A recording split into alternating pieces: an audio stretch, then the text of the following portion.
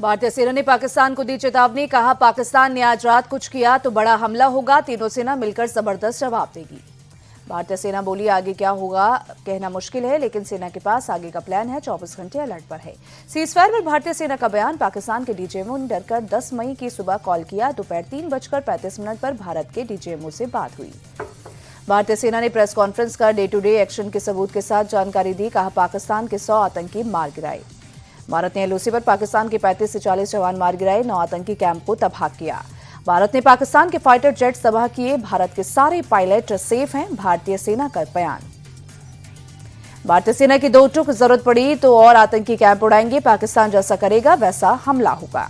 भारत ने पाकिस्तान के 3 radar system उड़ाए। पसरूर, चुनियान, आरिफवाला में एयर डिफेंस सिस्टम उड़ाया।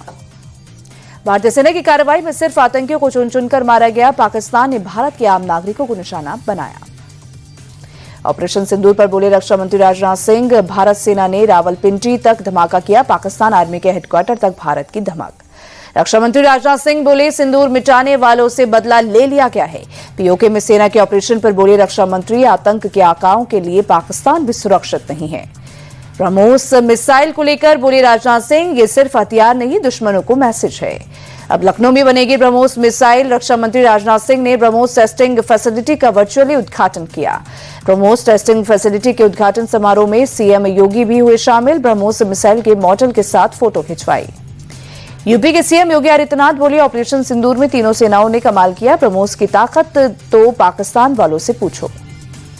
सीएम योगी की 2 टुक आतंकवाद कुत्ते की पूंछ है। आतंकवाद को कुचलकर ही मानेंगे। पीएम मोदी ने अपने आवास पर बड़ी बैठक की। रक्षा मंत्री, एनएसए, सीडीएस समेत तीनों सेना प्रमुख हुए शामिल। सीजफायर के बाद के हालात पर चर्चा। ऑपरेशन सिंदूर को लेकर वायुसेना का बयान। पाकिस्तान के खिलाफ ऑपरेशन अभी जारी है। हमने टारगेट को सक्सेसफुली अचीव किया। वायुसेना ने कहा, अटकलों और भ्रामक जानकारियों से बचें। इंडियन आर्मी चीफ ने पश्चिमी बॉर्डर के कमांडर्स को खुली छूट दी। कहा, पाकिस्तान सीजफायर तोड़े तो मुंहतोड़ जवाब दें। सेना के आधिकारिक सूत्रों से खबर, बीती रात 11 बजे के बाद से एलओसी और अंतर्राष्ट्रीय सीमा पर 1-2 जगह छोड़ कोई ड्रोन नहीं दिखा। जम्मू, राजौरी, अखनूर, बारामूला समेत जम्मू कश्मीर के सभी इलाकों में हालात सामान्य। पंजाब के फिरोजपुर, पठानकोट, जालंधर समेत पाकिस्तान से सटे इलाकों में शांति का माहौल। कहीं भी पाकिस्तान की तरफ से फायरिंग की खबर नहीं। जालंधर के डीसी की लोगों से अपील, पटाखा फोड़ने, ड्रोन उड़ाने और अफवाह फैलाने वालों को रोकें। ऐसे करने वालों पर एक्शन हो सकता है। अमृतसर के डीसी ने स्थानीय लोगों से की मुलाकात। संकट के समय एकजुट रहने और प्रशासन पर भरोसा रखने के लिए जताया आभार। पंजाब के फिरोजपुर और गुरदासपुर में कल स्कूल रहेंगे बंद। डीसी के लोगों से अपील, बिना जरूरी घर से बाहर ना निकले। बाड़मेर, जैसलमेर समेत पाकिस्तान से सटे भारतीय इलाकों में स्थिति सामान्य। कहीं भी पाकिस्तानी अटैक की खबर नहीं। राजस्थान के बाड़मेर और जैसलमेर में एहतियातन के तौर पर कल सुबह 6 बजे तक रहेगा ब्लैकआउट। लोगों से घरों में रहने की अपील। अजमेर, प्रशासन ने आम लोगों के ड्रोन उड़ाने पर लगाया प्रतिबंध। अगले आदेश तक लागू रहेगा नियम। राजस्थान के जैसलमेर के भागू गांव में मिली पाकिस्तानी मिसाइल, सेना ने सेफली डिफ्यूज किया। जैसलमेर के एसपी की लोगों से अपील, संदिग्ध वस्तुओं को ना छुएं, पुलिस को इसकी जानकारी दें। जैसलमेर से पाकिस्तान कॉल करने वालों पर पुलिस की नजर। मामले में 12 लोगों को पकड़ा, पूछताछ जारी। पंजाब की मलेरकोटला पुलिस का एक्शन, पाकिस्तान के लिए जासूसी करने वाले 2 लोगों को अरेस्ट किया। यूपी के शाहजहांपुर में आतंकी हमले की खबर का पुलिस ने किया खंडन। अफवाह फैलाने पर एक्शन जारी। बंगाल सरकार का सभी जिलाधिकारी और पुलिस अधिकारियों को निर्देश, अलर्ट रहे, कानून व्यवस्था तोड़ने पर सख्त एक्शन लिए। जम्मू कश्मीर के पुंछ में कांग्रेस की तरफ से चलाया जा रहा है रिलीफ कैंप। लोगों को जरूरी चीजें दी जा रही है। चंडीगढ़ में कांग्रेस सांसद मनीष तिवारी ने सेना के सम्मान में तिरंगा यात्रा निकाली। कहा, भारतीय सेना ने आतंकवाद के खिलाफ कड़ी कार्रवाई की। पुंछ के मनकोटे इलाके में पाकिस्तानी हमले में कई घर डैमेज हुए। तहसीलदार ने डैमेज घरों का लिया जायजा। शेर कश्मीर यूनिवर्सिटी में पढ़ने वाली कर्नाटक के 13 स्टूडेंट्स दिल्ली लाए गए। कर्नाटक भवन में रुके हैं सभी छात्र। गुजरात के भुज की जनता ने सेना और सरकार पर जताया भरोसा। कहा, पाकिस्तान का भरोसा नहीं, हमेशा वादा तोड़ता है। भारत ने आज फिर चिनाब नदी का पानी छोड़ा। रियासी में सलाल बांध के कई गेट खोले गए। पाकिस्तान जाने वाले पानी का फ्लो बढ़ा। पाकिस्तानी गोलाबारी में शहीद राइफलमैन सुनील कुमार को एलजी ने दी श्रद्धांजलि। जम्मू के आरपुरा सेक्टर में हुए थे शहीद। जम्मू में BSF sub inspector Mohammad Imtiaz को एलजी ने दी श्रद्धांजलि। आरएसपुरा सेक्टर में पाकिस्तानी फायरिंग में हुए थे शहीद। जम्मू में अतिरिक्त जिला विकास आयुक्त राजकुमार थापा को दी गई अंतिम श्रद्धांजलि। पाकिस्तानी हमले में राजौरी में हो गई थी शहीद। आरएसपुरा में शहीद सार्जेंट सुरेंद्र मोगा का पार्थिव शरीर उनके पैतृक गांव राजस्थान के मंडावा पहुंचा। अंतिम यात्रा में बड़ी संख्या में शामिल हुए लोग। हिमाचल के शाहपुर पहुंचा शहीद सूबेदार मेजर पवन कुमार का पार्थिव शरीर। बड़ी संख्या में लोगों ने दी श्रद्धांजलि। आंध्र प्रदेश के डिप्टी सीएम पवन कल्याण शहीद मुरली नाइक के परिवार से मिले। अपनी तरफ से 25 लाख रुपए आर्थिक मदद देने का ऐलान किया।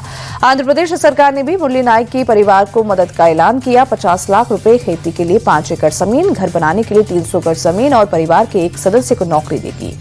शहीद मुरली नाइक का पार्थिव शरीर उनके पैतृक गांव पहुंचा। मंत्री नारा लोकेश ने पार्थिव शरीर को कंधा दिया।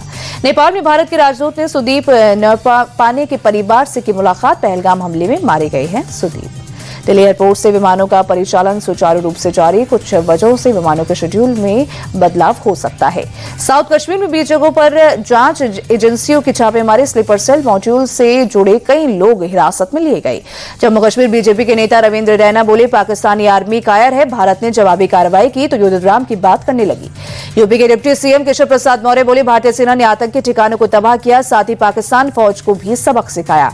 केंद्रीय मंत्री गजेंद्र सिंह शेखावत बोले, सेना ने पाकिस्तान को मुंहतोड़ जवाब दिया, आतंकवाद को खत्म करने के लिए सरकार प्रतिबद्ध। महाराष्ट्र में सुरक्षा व्यवस्था के सीएम फडणवीस ने की समीक्षा। सभी जिला प्रशासन को जरूरी निर्देश दिए। सीजफायर पर बोले महाराष्ट्र के डिप्टी सीएम एकनाथ शिंदे, पाकिस्तान जानता है अगर वो हमसे लड़ेगा तो हार जाएगा। केंद्रीय मंत्री गिरिराज सिंह बोले, भारतीय सेना और पीएम मोदी ने पूरे देश को गौरवान्वित किया है। बीजेपी सांसद मनोज तिवारी बोले, ऑपरेशन सिंदूर पाकिस्तान नहीं आतंकवाद के खिलाफ था, ये ऑपरेशन चलता रहेगा। ऑपरेशन सिंदूर पर बोले उत्तराखंड के सीएम धामी, भारतीय सेना ने नया इतिहास रचा, पाकिस्तान को घुटने टेकने पर मजबूर किया।